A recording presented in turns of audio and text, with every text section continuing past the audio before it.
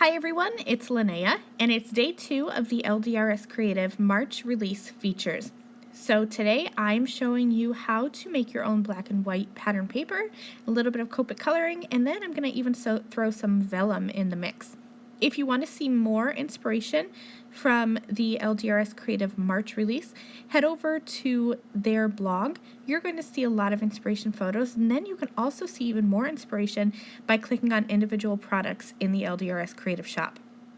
I'm going to start by taking the Impatiens 6x6 background stamp and stamping this with Raven Hybrid ink onto a piece of white cardstock.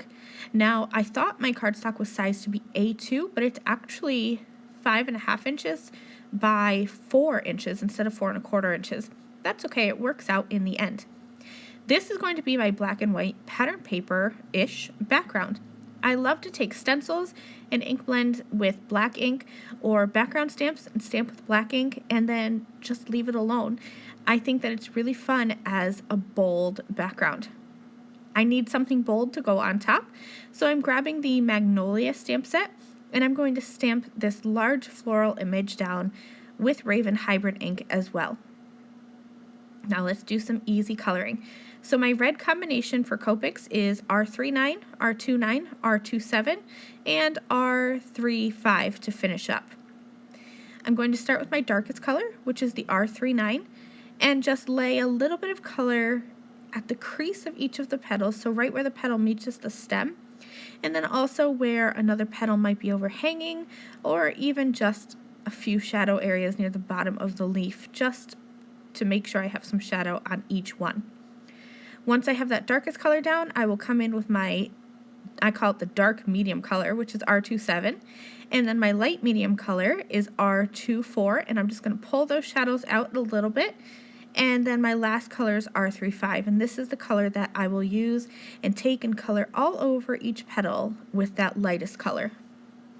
And then I just repeat the process for even more depth. So I'll go back to my darkest, then my dark medium, my light medium, and my lightest. My green combination is one that I've been using a lot lately. I've pretty much been sticking to this one. It's YG17, YG25, YG23, and YG21. I'm loving YG21 because it's the perfect yellowish green color that you typically see on spring leaves when they first are budding. I think it's a really pretty color. So same idea, I'm just going to take my darkest marker and lay out some shadow areas at the bottom of the leaf and then going up the center. Then I'll go in with my dark medium, my YG25, and blend out and pull those shadows a little bit more. Then YG23, and then YG21. The Magnolia stamp set has a really pretty best wishes sentiment, but I wanted something even more simple for my card. I just wanted it to say hello. So I grabbed the Snapdragon stamp set. It has this script hello, and the coordinating dies includes the die to cut out this sentiment. I'm using Dandelion ink, and I'm stamping it a couple of times to build up that color so you can easily see it.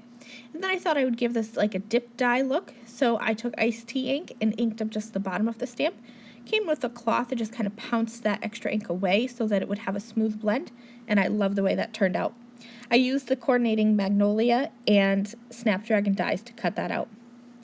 Now for my background, I thought I would add just a little bit more interest. You could definitely skip this step, but it only took me about 2 minutes to do the whole background, and I think it's well worth the step.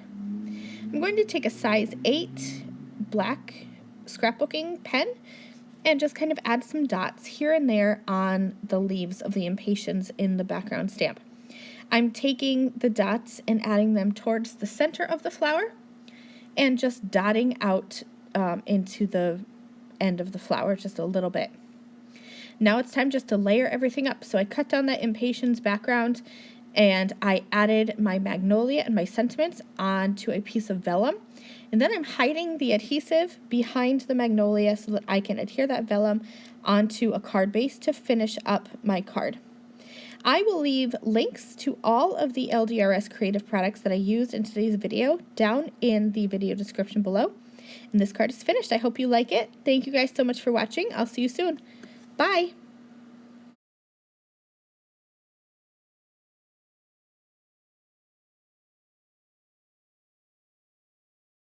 Thank you again very much for watching this video. If you liked this video and you'd like to see more from me, please hit that subscribe button that is on the screen now. And here are a few other videos that I thought you might enjoy.